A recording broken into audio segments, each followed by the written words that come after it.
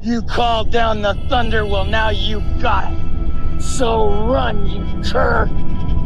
Run! Tell all the other curs the law's coming! You tell them I'm coming! And hell's coming with me, you hear?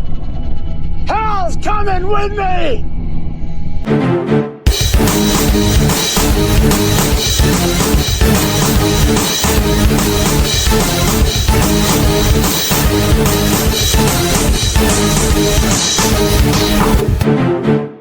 Welcome to the Dynasty Defined podcast, a show discussing what is happening with the greatest program in the history of sport, the Oklahoma State Cowboys wrestling program. I'm your host, Lee Cothran, joined as always by the one and only Daton Fix, coming off of a flight to Fargo. So we're going to talk about that here in a second. And then we're also joined by Cowboy legend here, Jake Rosholt, who we'll give a proper introduction to here in a few minutes. But guys, thank y'all for joining. Really excited to go through this one with you.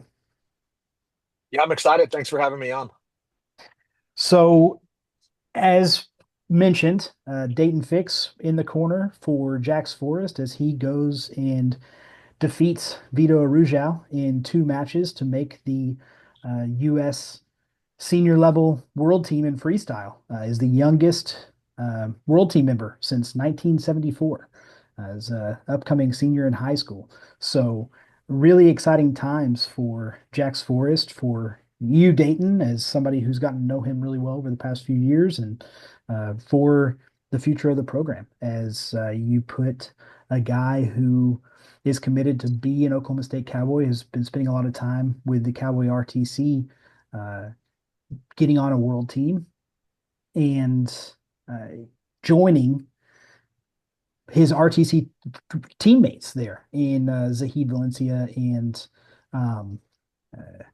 Wyatt Hendrickson on Team USA, and then also Roman Bravo Young and Rin Sakamoto in representing their countries.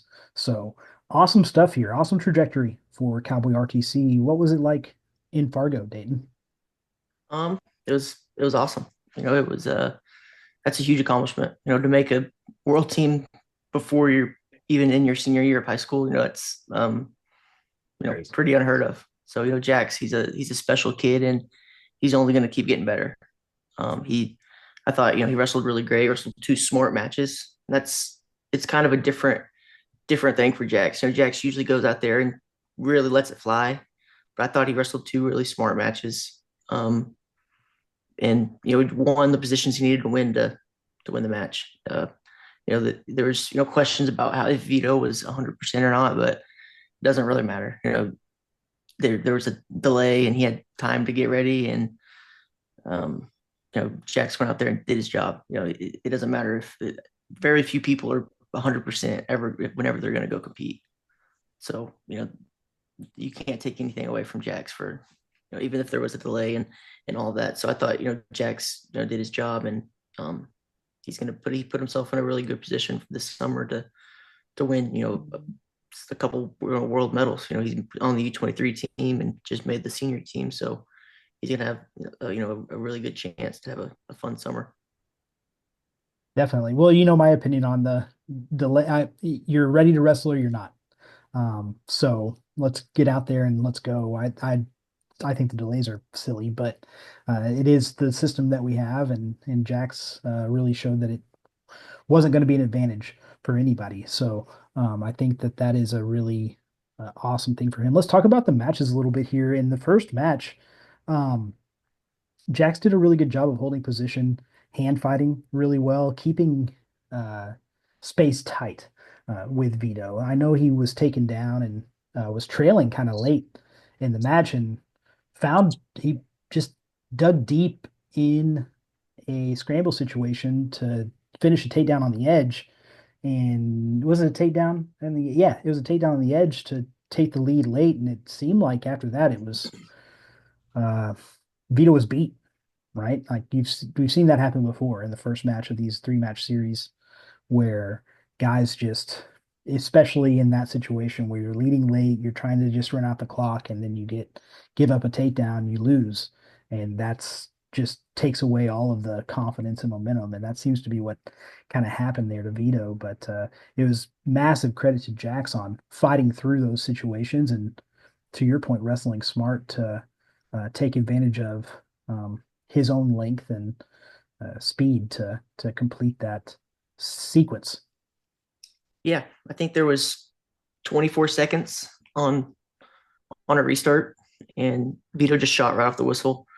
And I'm not really sure if that was the best decision, because the other time Jack scored that match was off of a Vito shot, got to his leg, and Jack's just kind of out scrambled him and got a takedown. And it was really kind of, best case scenario for Jax was that Vito was going to shoot and put him in a scramble. So, Jax had a chance to score. It really reminded me of the first time I made a senior team. I was in match 3 wrestling Thomas Gilman, and it was probably around the same, about 30 seconds left in the match, and I was trailing, and Thomas Gilman took a shot, got to my leg, and it kind of started the sequence to where I ended up getting the match-winning takedown. And it was just really similar, in the that match too, where short time left, Vito shoots, and Jax just found a way to score. And I think that just showed a lot of heart in that match. He was really having a hard time getting to Vito's legs in that match, and just found a way to win. For sure. Well, and that's the thing in the second match.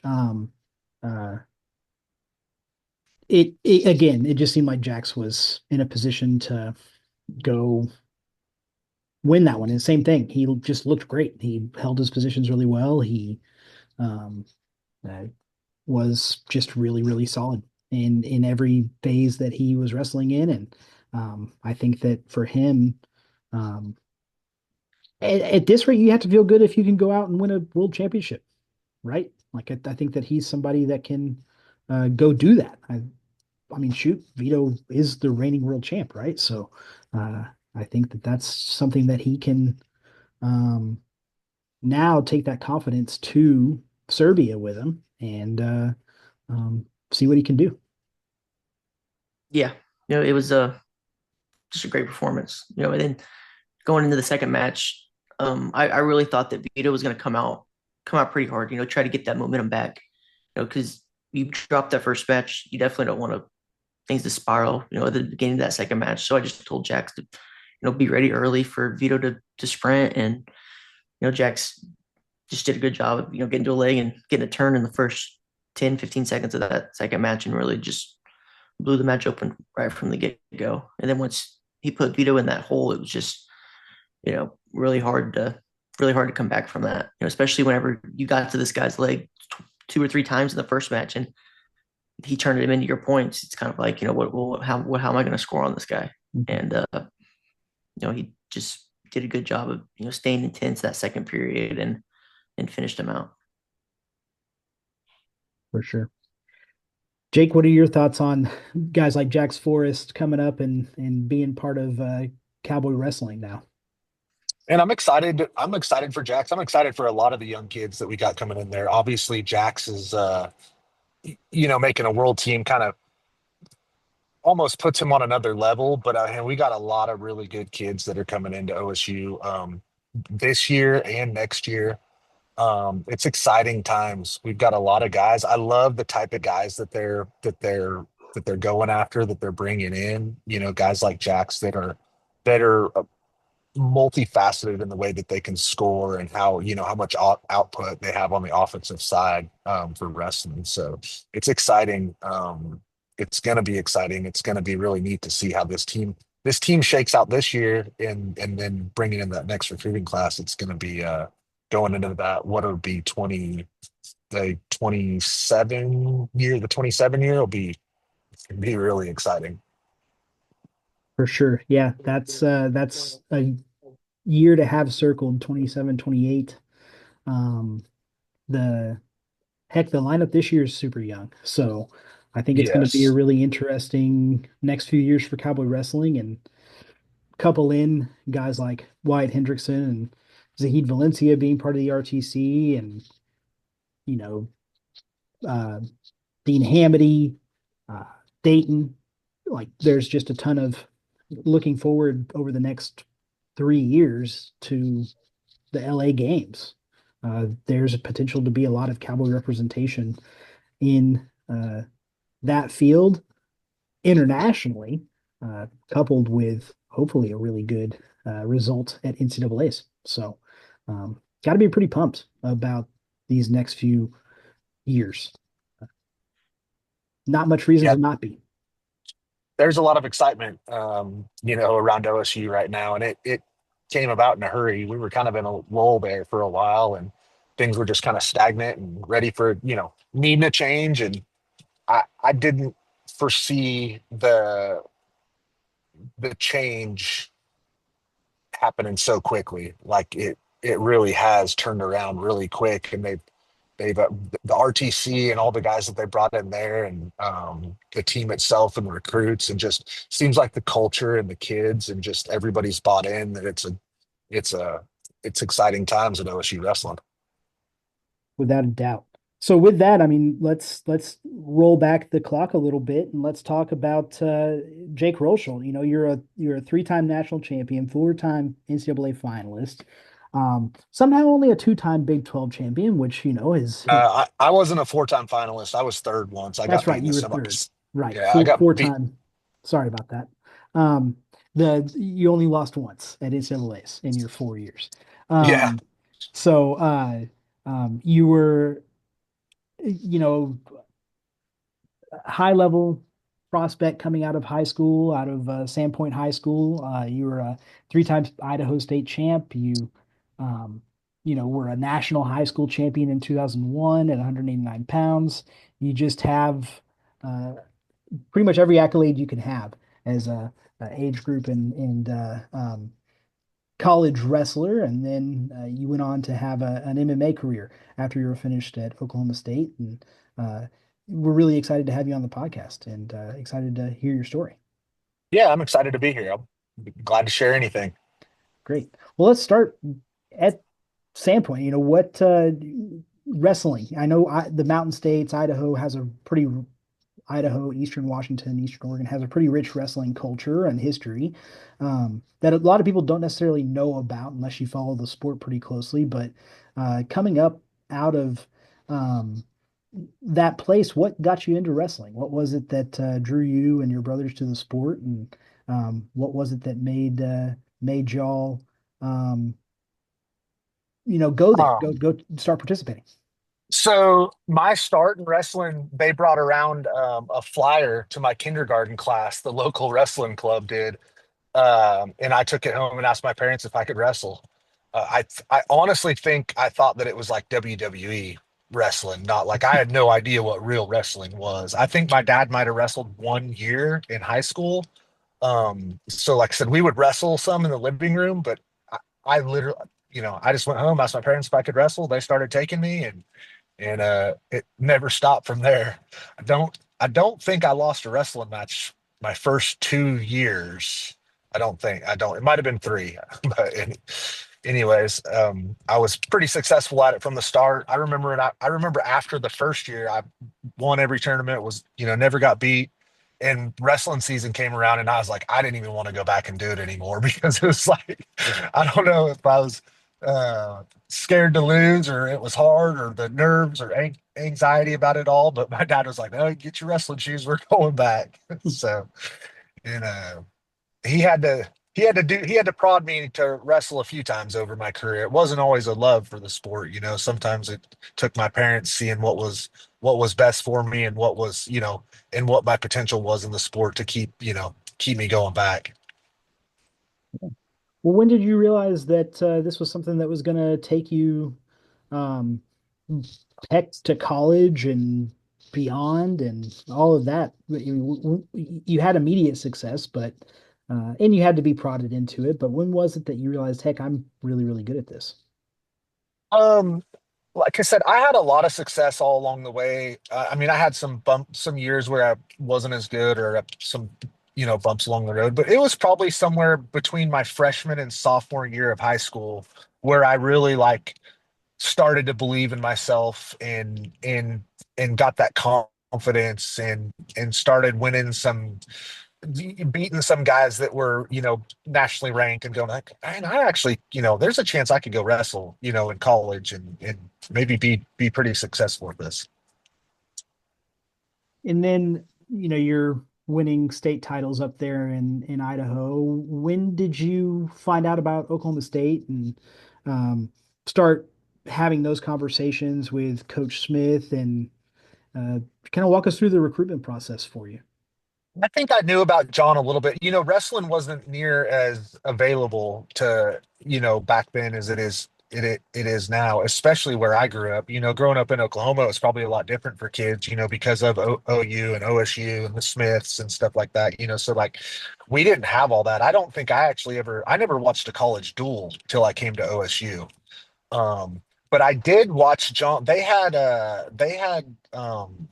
some sort of Pan Am's or something like that in Spokane, Washington when I was a kid. And I got to watch John and a few other like legends during that time wrestle. And I remember meeting John, and John was on the posters and he had the shoes. And, so like I knew I was acquainted with who John Smith was, so, and then we would go to Reno, the tournament when I was in high school, and I got to watch OSU wrestle there a little bit in a few matches, like the night before. I think the college tournament was the night before, so I kind of started to learn about OSU that way, and John coaching there then, and it just kind of, and I always felt like, even though I was a bigger kid, like I always felt like the way OSU wrestled, just more offensive and attacking legs and stuff, was a good fit for the style of wrestler that I wanted, that I've envisioned myself being. That's that's just, were there, yeah, several programs that you were looking at, or was it kind of Uh, just you knew about OSU and this is the style you wanted and that's where you wanted to so, go? well, I was really good. Had a really good relationship with the coaches at Boise State because they ran our national team camps in the summertime, and obviously it was in the home state of where I was from. So I had a really good relationship there. Our high school coach and coach, like, man, the guy who kind of made Sandpoint Wrestling. I mean, there's a lot of people who are involved, right? But Dan Taylor, his son Zach Taylor wrestled at Minnesota. Zach was a junior national champ. Dan ran all Jay's, or helped with Jay Robinson's camps, like run his camps in the like late 80s and 90s. And so we kind of had a little tie there to Minnesota. And then Jared Lawrence was from my high school. He went to Minnesota. Him and his brother both went to Minnesota. They were both four-time state champs. Jared was undefeated, four-time state champ, and they both went to Minnesota. So I kind of had a little tie there to Minnesota. But I I had really, it came down to Boise State and Oklahoma State for me. Kind of being a hometown kid. I mean, Boise wouldn't have been my hometown, but the home state kid going to Boise and being, and I had those relationships there. I really liked their assistant coaches there, and he had wrestled at OSU too. So man, that was the hardest call for me to make, to tell him I wasn't coming, was to Boise State. But I knew in my heart that, if I wanted to be, if I wanted to have the best chance to be successful at the Division I level, that OSU was where I needed to be. So then, talk to us about the shift to OSU. You moved down to Stillwater. Um, you get into the room, I'm sure the summer before, probably about right now, and this is around the time when there's just a ton of talent there, and people. It's kind of the place to be if you're Yeah. wrestling. What was the initial uh, few months or weeks like for you? As we've heard from almost everybody. I think I think Daton might be the only person we've interviewed that didn't come in and it was just an immediate like, oh my God, and I'm not the best guy in the room anymore. Yeah, It's 100%. We didn't get there as early back then. I think the week of school, or I might have got there a day or two before school started. Parents dropped me off at Bennett dorms, and they took off, and I started school. But I had been to John's camp for maybe 2 years in a row. My going into my junior year, and then my senior year, I was down there for a little bit before Fargo too, training. So I had worked out with a lot of those guys, some of those guys, for the last couple of years, during the summertime. from, Chris Pendleton and things. So I kind of had a feel where I was with a lot of those guys. But it's not just the wrestling. You get there and it's all this conditioning and lifting, and like I'd never really lifted like that. I remember the first week after lifting, like, dude, the elevator at Bennett was broke. Dude, I couldn't walk up the stairs to get to my room. Like I would hurt so bad. But yeah, you get in and it's like Pat Smith and Mark Branch, and they're just whipping I mean, it is really humbling when you get to a college room. Maybe not if you're Jax Forest or Daton Fix, but for a majority of kids, like, and there's more exposure to it now. They're working out with these college guys, a, a, on a more consistent basis than what the majority of the kids were back then, when I was coming up. So, man, it was an adjustment period for sure. I remember wondering if it was, if I was going to make it, or if it was for me, or if I was going to be good enough, type of deal. Uh, I may have even, I may have even sat down or went to John's office and was like, "Hey, man, I don't know if this is going to work for me." I don't remember if that's true or not. I think John told me, or I think John said that before. I'm not sure if it's true, but I do remember like, maybe we were going to the Oklahoma Open, and Josh Lambert hadn't been in the NCAA, or he ended up being NCAA runner up that year, but he was good at OU. And I remember the night before just like sitting down praying to God and just like, God, if this is for me, if this is what I'm supposed to be doing, just give me a sign. I went to the Oklahoma Open, made it to the finals, and I ended up getting beat by Josh Lambert, but I wrestled really good, and I had the match in my hands to win, and just like wasn't quite experienced enough, especially top and bottom wrestling.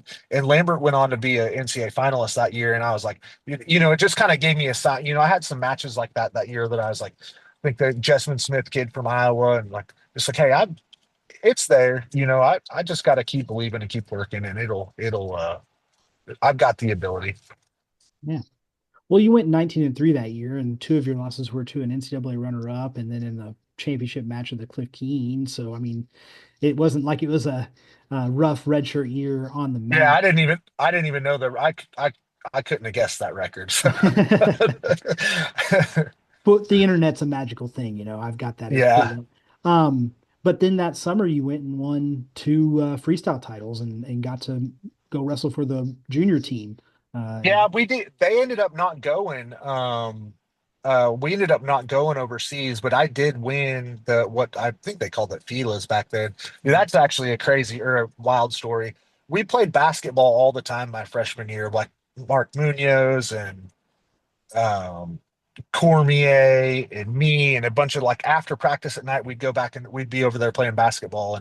And I came down on my ankle, I jumped and came down on my ankle and rolled it. And I mean, my ankle was swelled up from my knee to the size of my calf. I mean, got black and blue. I was on crutches. I was like, there's no way I can go wrestle. Well, my dad was coming down he'd already planned on coming down to watch me wrestle. And I was hurting. And John was like, no, you're wrestling. He was like, like, hey, this is your own fault for being goofing off, not, so I went and wrestled, and man, if somebody touched my ankle, it hurt so bad, I'd about roll over, but ended up winning. And like I said, we didn't actually go overseas and wrestle that year. I forget why. It had something to do with where it was, or, something politically. Well, so then you go into the next year here, 184 pounds. Um, when did you realize, hey, I'm going to be the guy. This is my opportunity to be the starter and go, um, have this spot. And then I guess throughout the season, like, when did you start to realize, heck, I'm going to win this thing. This is my weight. I knew I was going to be the starter the whole time. I mean, we had some other guys in the room, but nobody that could beat me. That was a rough year, obviously, by my record. And it was just a rough year. Like, it was hard to figure out how to manage my weight, and to manage the tiredness of your body from working in a college atmosphere like that all the time, and classes and things like that. Another thing that took a really big toll on me that year was my brother Adam. Um, During July, was in a motorcycle wreck, and he was in a coma He broke both femurs and he was in a coma till after Christmas time that year. And I never even had a chance to go back home and see him during all that time. Like it never really worked out. I couldn't afford to. And so like I had all that going on at home and stuff too, and just the wrestling and all those things. So it kind of took, I had some really bad losses, but I had some matches that with good guys that like where I came out of it feeling like, dude, I can beat these guys that I'm wrestling. So the Big 12 tournament was a big turning point for me. I beat Lambert in the semifinals. So that gave me a lot of big confidence. And it was a big relief off my shoulders. I qualified for the NCAA tournament without making the finals. I don't think I was going to qualify, so I made the NCAA.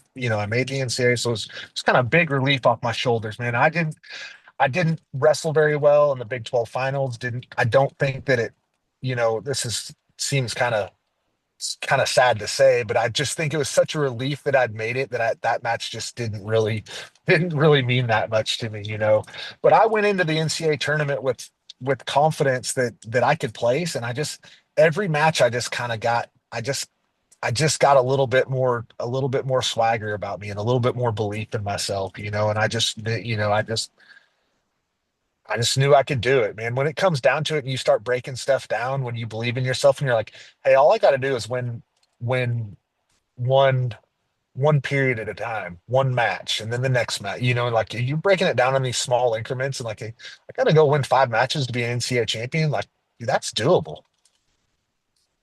Well, yeah, I mean, breaking it down that way is definitely really impactful. But then you also really hit a gauntlet here in this bracket. You had your first two matches, and then you run into the previous year's national runner-up from Princeton, Greg Parker, who had majored you earlier in the year.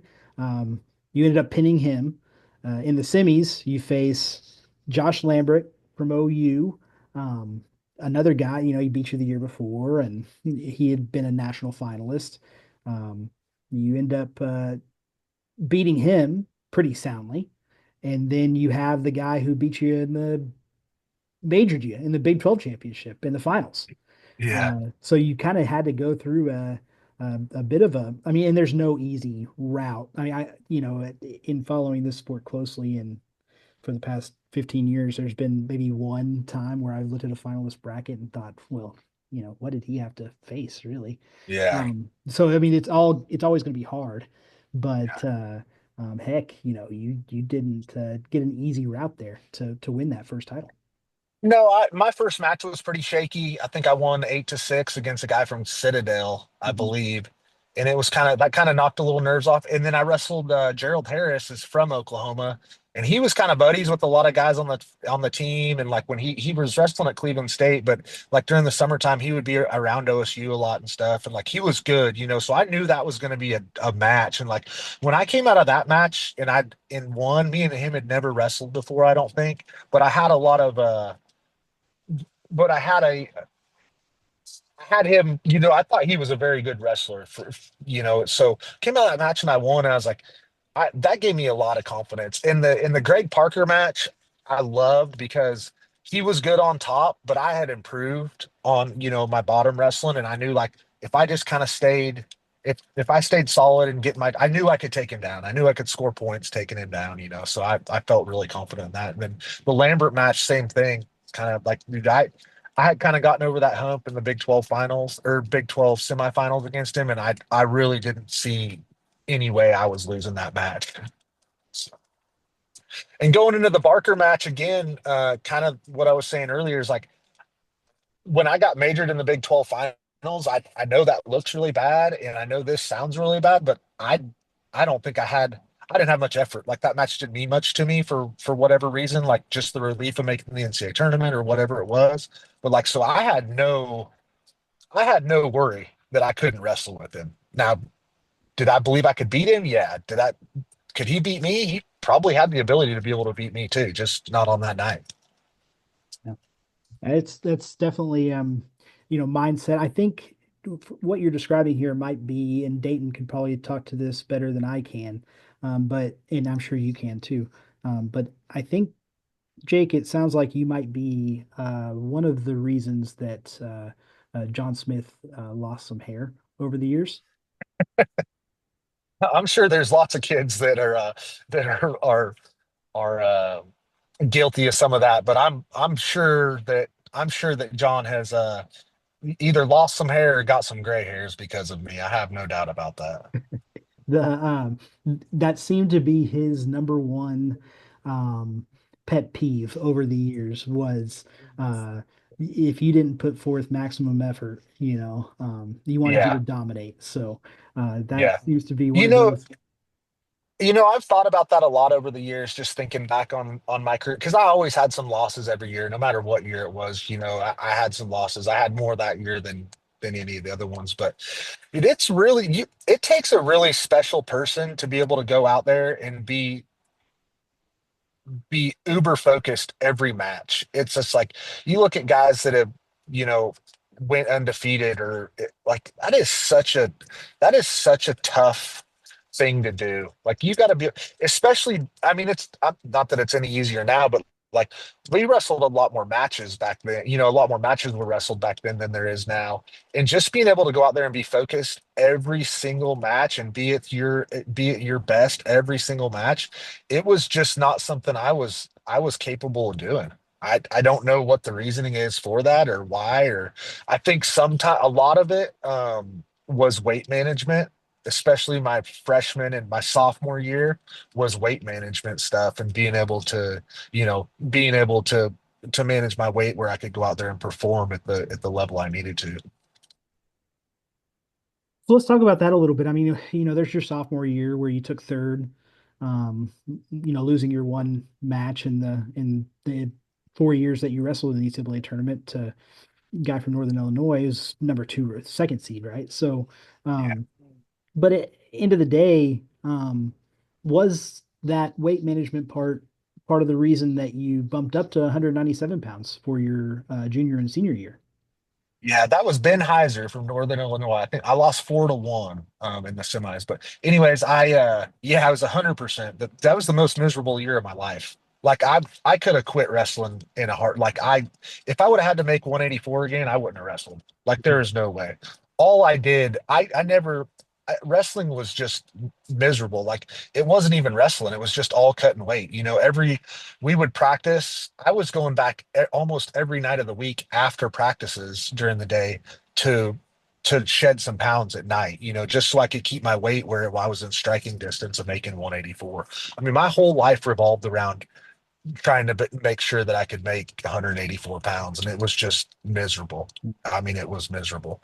And now, um, is some of that self-inflicted? Yeah, probably so. I didn't have a lot of knowledge on cutting weight or nutrition or anything like that. So maybe with some of that knowledge or or help in that way, maybe it would have been easier on me. But I remember getting on the bus after I think that was in St. Louis. I don't remember. Anyways, I remember getting on the bus to head back to Stillwater after the NCAA tournament, and I was like, never wrestling 184 again. And John stood up in the bus and he's like, we'll talk about that. And I was like, no, there's no, I will not, I won't wrestle if I have to do it. And he said, well, we'll see here, So, anyways, I made it a point that summer to be lifting and getting stronger. And I was never a huge 197 pounder, but man, I felt so much better and I enjoyed wrestling again. And I could actually I cared about wrestling and learning about wrestling. And it was such a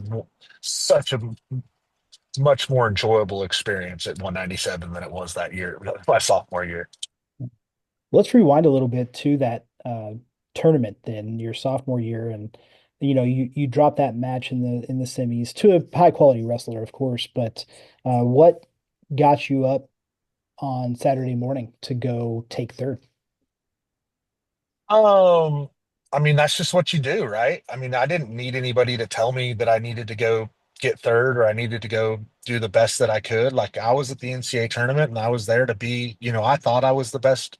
I thought I could be a national champ again. That goal got crushed for me, but I had a team there around me that was fighting to win an NCAA championship, and I was part of that team. And that's just what you do. I mean, it's I didn't know anything different than that.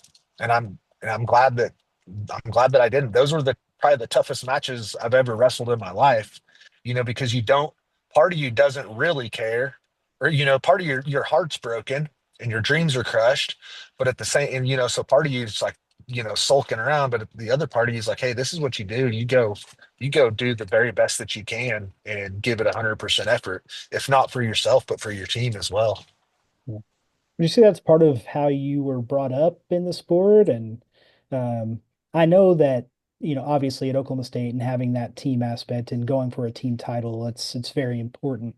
But not everybody has that. Like it's not an inherent thing for every wrestler, regardless of generation, because we've, heard from others that were just like, yeah, I was just done, or whatever. Like there's always excuses, right? But it seems that a common theme has been, well, you know, uh, we've heard it a lot. I don't think I could have faced my dad, or I don't think I could have faced myself if Yeah, I had given up.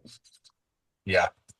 Yeah, I'm like I said, I just think that's what you do. That's just in my gut. That's just what you do. You go finish the tournament in the best way that you the best that you can. You put out your 100% effort, and that kind of it's kind of I'm kind of talking um oh kind of talking out two sides of my mouth there when I was just talking about earlier that it was really hard for me to be focused, during some of the matches during the season, and that I probably didn't get my best effort out sometimes. I don't think in saying that was ever part of my plan or my mentality. That's just kind of between weight management stuff or whatever it may be. I think that's how it was for me sometimes during the season. But man, I was always really lucky and really really blessed with the mentality to be able to just forget about everything in the past going into the NCAA tournament. Like, hey, this is 5 matches. These are the only 5 matches that matter anymore. So let's go, I'm going to go give 100% effort for every second of every one of these matches.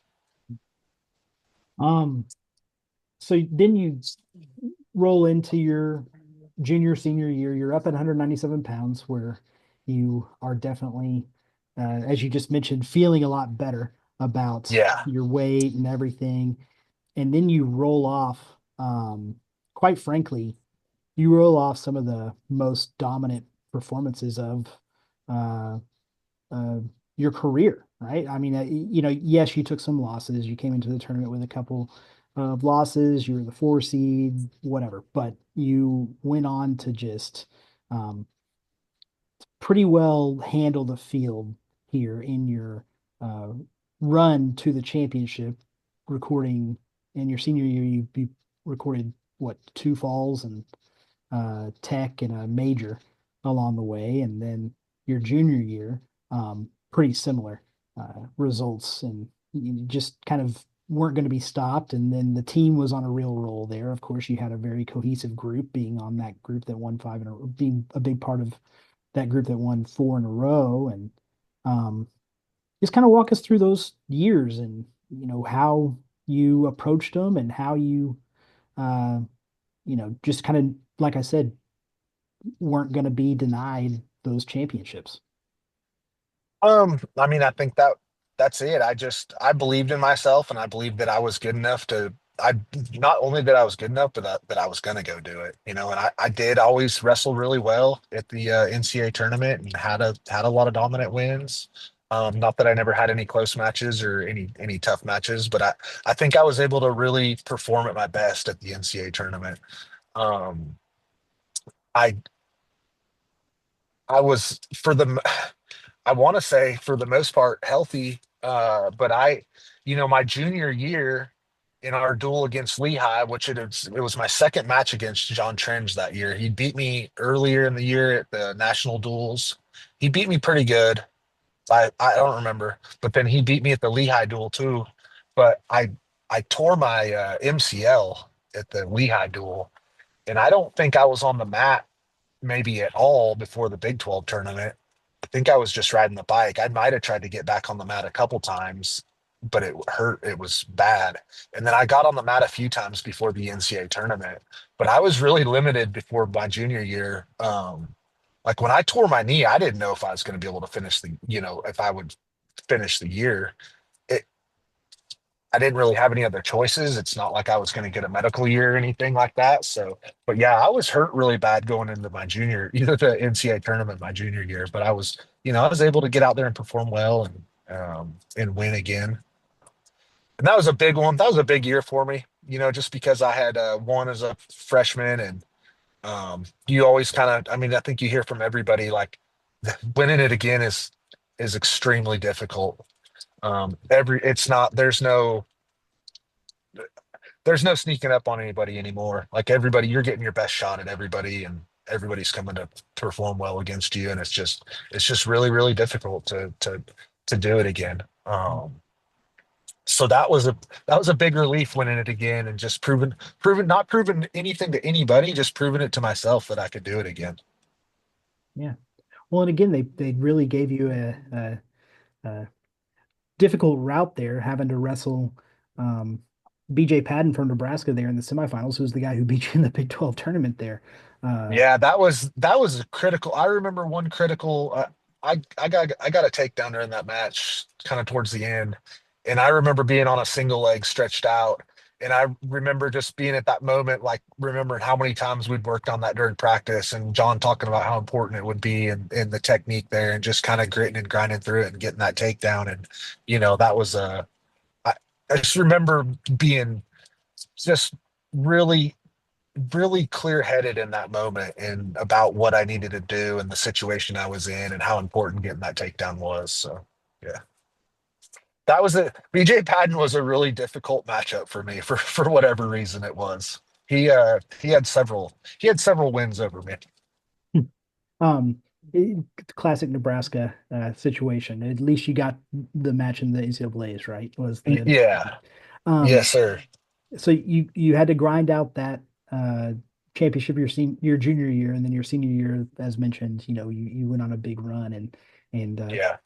pinned the 1 seed in the semifinals and um, got the 10-3 win over the guy that you beat the previous year as well in the second round, Phil Davis from Penn State. I, So I think I wrestled him in the quarters my junior that's right. year. Your It might have quarters. been second. It might have been the second round. I think quarters though. Yeah. Yeah, So Phil was good. He went on to be an NCAA champion. He was a good wrestler. I got a takedown and put him on his back uh pretty early in that first period and like kind of on I mean I ended up getting another takedown after that, but man, you feel pretty confident, getting up by 5 points. Like there's not going to be a lot of people. There's not going to be a lot of people who can come back and beat you from that position. So I mean, it's definitely look, the feat here of winning 3 titles is something that just not many wrestlers have done over the years. There's not a lot of 3-time champions, just like there's not a lot of 4-time champions. There's not a lot of 4-time All-Americans, and there are even fewer that have only lost once in NCAA's, right? I think you and Alex Daringer are pretty well the only two that I can think of off the top of my head that have done it at Oklahoma State. So it's definitely a pretty amazing thing that you were able to accomplish these things and cement yourself on that wall and in the list of legends at OSU. And then on top of that, how important is it to you that it became a real family affair with all of your brothers going on to wrestle for Oklahoma State? uh the farther I've gotten away from all that stuff, the more kind of proud or proud of the accomplishments or understand like how difficult it really is to do, especially watching the wrestling now. I see how good these kids are getting and how, you know, it's crazy. But anyways, yeah, the farther I've gotten away from it, the more I've appreciated it and the more I've like really, really truly have thought about how difficult it is. Especially, I mean, the 14 titles was wild to be at that same, to do all that too, and to be part of those teams and part of those people and so many freaking great wrestlers that I got to wrestle with and be around. I obviously think it's really neat that my brothers went on to wrestle there too. You know, Jared was a 3-time All-American. My youngest brother was an All-American once too. Adam would have been in the middle of Jared and Blake. He was actually an extremely good wrestler, probably the best at a younger age than any of us were until he got in that motorcycle accident and broke his femurs and had some gave him some injuries and stuff too. So, and then my sister actually played soccer there as well. Mhm. So, Right. but so we had a OSU's been a big part of our life. Yeah. And obviously, I mean, are you all still pretty well in Oklahoma, right?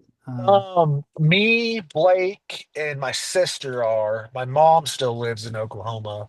My Adam lives in like up by Baltimore, Maryland area. He's married and has a kid. Lives up there. He does some structural welding. And then Jared, him and his family moved back to Idaho to Sandpoint where we grew up 3 summers ago, 3 or 4 summers ago. Okay. Well, Yep. it's a pretty amazing how the OSU wrestling family really became y'all's family then. I mean, and then plus the soccer and just the entire atmosphere around it.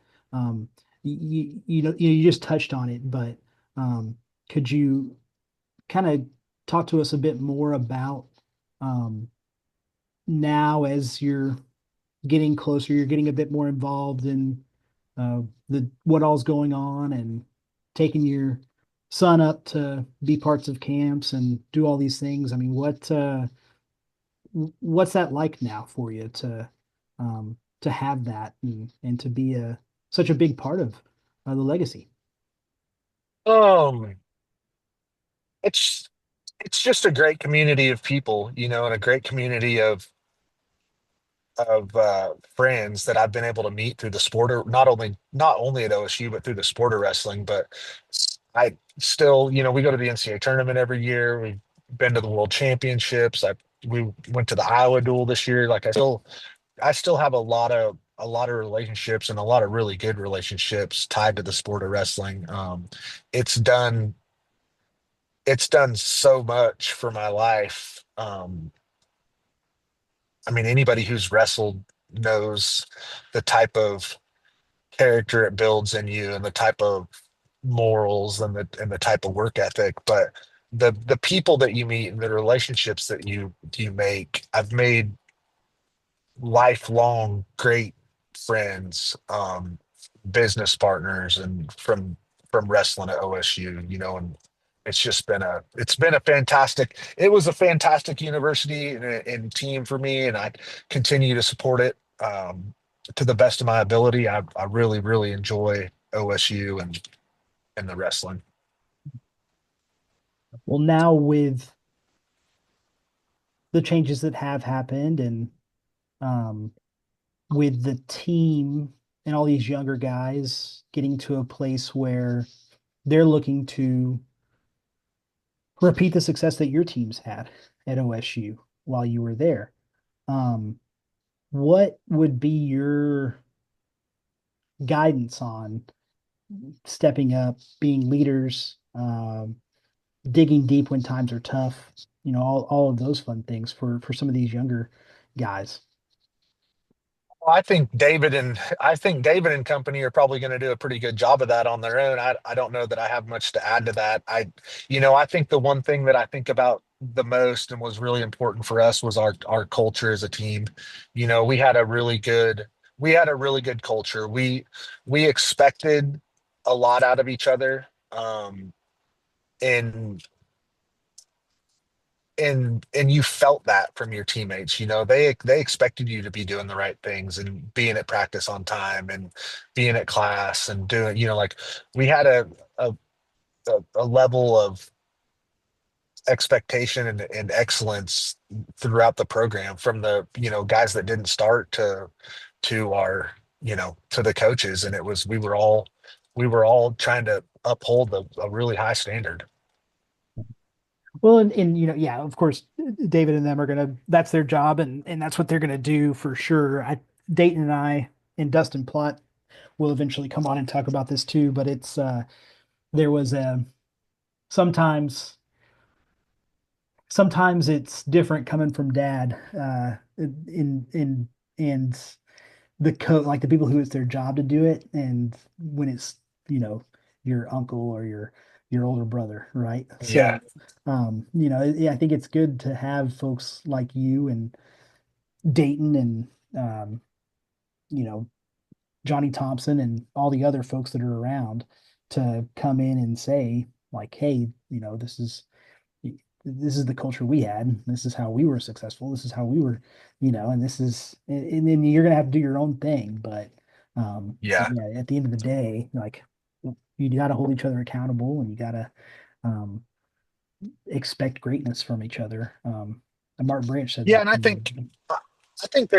think that one thing that they're probably doing, and it appears they're doing a good job of, is you're not just recruiting a kid for his wrestling skills or his wrestling ability, but their character means a lot, Mhm. and getting to really know these kids and the type of character they have. And um, it only takes one it only takes one bad apple, right, to spoil a whole bunch. So the character of the people that you've got around your program mean a lot from the top to the bottom. Definitely. Dayton, is there anything you wanted to ask about or talk about here? Um, One thing that I was going to ask is, you said you dropped some matches during the regular season.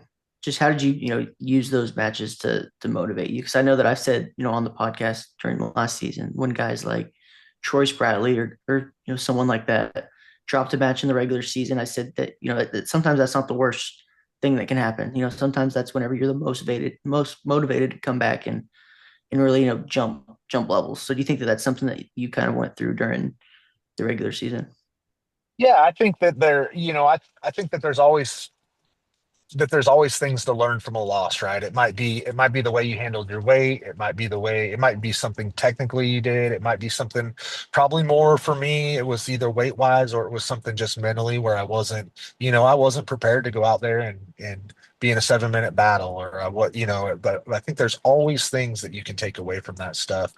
And it was, I was fortunate at my time, where Mark Branch and Pat Smith were really, really, really important to my career and to my success. They were both really good about kind of noticing things that I could have done or should have done differently, and let me know those things. I don't feel like very often it was necessarily a technical stamp, something that I, did or didn't do that lost me those matches. It was probably a mental preparation or, a, a weight management issue. So, but yeah, you're always learning. And um, I think I think one thing that I wish I would have been probably better at looking back is being able to manage my emotions towards myself or about myself after losses. It's kind of being able to be like, hey, let's look at what I could have done or done differently and move on from it instead of letting you know, letting those emotions or those negative thoughts carry on to the next practices or maybe even the next match. Could y'all riff on that with each other for a second? Internal dialogue and and as competitors at the level of competition that you two are at, or are at, whatever. Um, what what do y'all do? Um, and I guess after the fact, what have you learned to do now that helps you take that next step? So Yeah, go ahead, Dayton. yeah. So just growing up, I started a little bit later than a lot of kids. So my dad just did a really good job of, just telling me every time I lost a match that, it's not the end of the world. The reason that I would lose a lot of those matches was just because I hadn't wrestled as long. So from a pretty young age, losing wasn't, a bad thing for me. It was, just an opportunity to learn. And I've really kept that kind of same attitude. And I think that, unfortunately, during my college career, a lot of the times I lost, it was the end of the year. So I didn't really have an opportunity to bounce back. And and do better in college. But I think some of those losses propelled me to make world teams and win a silver world medal one year. So I think it was just the same thing. I took the loss, noticed what I did wrong or what I didn't do, and just corrected that and went on to do some pretty good things during the summers the majority of the time. Yeah. So I think for myself is a lot different than that. I think the mentality of most wrestlers and most coaches and at that time were like you were kind of expected to be pretty upset with yourself or expected to be like really, like or at least you felt that way. So I think a lot of it came from that for me of being really hard on myself of like, and that started at a young age, not college, and just being like I gotta show that I'm really upset about what just happened instead of having the mentality of like, hey man, sometimes you just don't perform your best. But and one of the things that I try to preach to my kids and any of the other kids that I have the opportunity to coach or be in contact with is like, man, the only things you can really control is your effort and your attitude. And if you have a great attitude and you put out your best effort, and sometimes things just aren't going to go your way. Sometimes it's not your day. Sometimes somebody's just a little bit better than you. But if you put out 100% effort and you had a great attitude, then man, you can walk away from that, from that performance or that practice or whatever it is, and being proud of yourself. Yeah, it's just focusing on the performance, rather than the result. I think that's whenever Yeah. you're gonna, you can walk away from the match, feeling good. Even if you don't win, if you go out there and you feel like you performed as good as you can, then there's nothing you can, hang your head about. Yeah, no doubt. No doubt. And it's hard, right? I see it with my own kid, like with my kids and stuff about like moving on from losses is really tough. Like it or moving on from getting struck out or moving on from not doing something, not doing something quite as good as you want to, but like having that mentality of being able like, hey, that's not your last chance at it. That's not my last match. That's not my last practice. That's not my last at bat, whatever it is like I've got many more in the I've got many more opportunities and just continuing to work towards performing at your best each and every time that you're out there. For sure. I think that that's a really interesting. It's I'm your I'm Jared and Adam's age, so I'm a little bit younger than you, Jake, and um, a bit older than Daton. And there's a um, I don't know if it's inherent either. Like I don't think there's a generational thing caused that causes people to be harder on themselves or not. I think there's just some learn how to manage it and some don't. And but it was definitely in the same boat, really hard on just really hard on you. Every time you lose, you hate losing, still to this day. I should have done this or that better or that, whatever. So it's an interesting how this is a struggle that we all have, but it seems like we're all kind of in the same, like, why do we do that? Why are we this way? And we're all trying to get better there of like, all Yeah. right, well, we want to raise our kids better for like Dayton's dad did this with him or with um oh uh yeah, our kids or whatever. It's whatever, who cares? You lost. Big whoop. Did you try your best? No. Okay, well next time try your best. Maybe you won't lose. And then you have Yeah. Yeah. or Yeah. whatever. It's kind of a fine line too, because you want them to want to win. Hmm. Like you want that competitiveness of where like they want to win, they want to go perform well, they want to do their but but like at the same time, like, hey, if that doesn't happen, but you gave your best effort and you did, then we just got to keep working and you got to get better. Hmm. But you can't be it can't be all about winning and losing. It's got to be about performing at at your best level for that day. Yeah. Well, to your point, if it's about early in your career, if it's about winning and losing, then you're going to hate it. Yeah. You're going to hate going to practice. And if you're not focused on the inputs, you're going to burn out. It's kind of the thing that happens, right? If you're only looking at the results. So, and that's true in your career. If you end up in a performative career, or well, heck, every career is you have to perform. So it's true beyond wrestling. It's true beyond your career. It's true beyond being a parent. Just being a person, is like, yeah, all you can do is take that next step. So make it the best one, and whatever happens is going to happen. So I think that's a really interesting dynamic there. So I'm glad. Thank y'all for kind of opening up about that and talking about it a bit. What do you want to leave OSU fans here with, Jake? I know that it's we're kind of over time, but I would love to hear what is it that you're most proud of with the legacy that your team was able to leave there at OSU, and what do you wish for OSU fans to take into the future with continuing to build up OSU? And obviously, I'm happy that we left 4 NCAA championships to, there at OSU, that we were able to bring those back for our team and for our fans. I'm proud that we were able to help build on the legacy that was already started there at OSU, and that we were able to set a somewhat of a goal for other teams to strive for going forward.